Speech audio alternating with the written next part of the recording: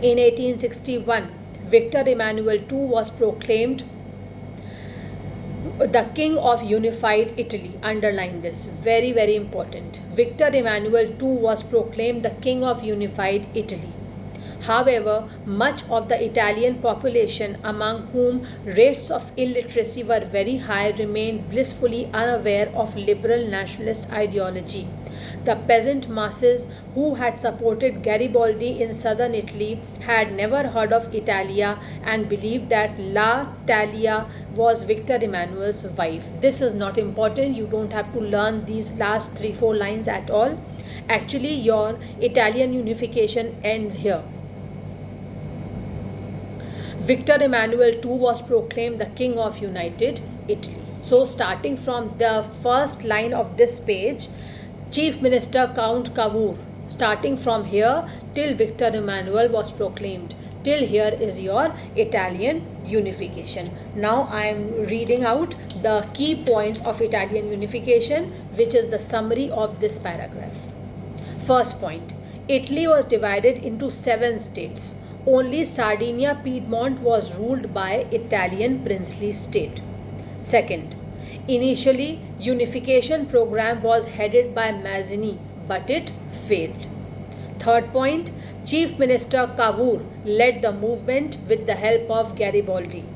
Fourth point, in 1861, Victor Emmanuel II was proclaimed the King of Unified Italy. So, this is about your Italian unification.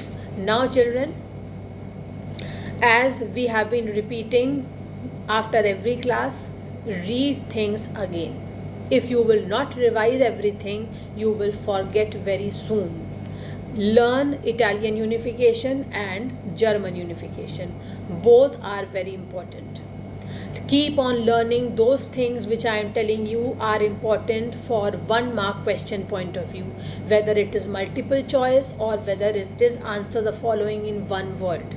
Okay, so that's all for today. Revise till here, and in our next history class we will finish the chapter, and I will be sending you some question answers which you will write in your copies. If supposing you have done some questions already and I have given you again, then you don't have to write them again, you just have to write once. Either you write the previous questions, the ones which I gave you earlier in your fair copy, if they are common. I am talking about common questions. Suppose I give you a question, describe the process of unification of Germany, and I have given you this question in the month of April and May also. Then either you write that answer or you write the answer which I will give you in my next class. Any one answer you can write. Don't repeat the answer 2 times. Okay. But if the questions are uncommon, some new questions are there this time, and the previous questions are not common, then you will have to write all in your fair copy.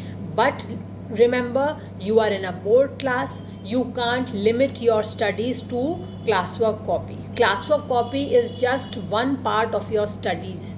You have to read the chapters very well. You should know every small and big detail in the chapter.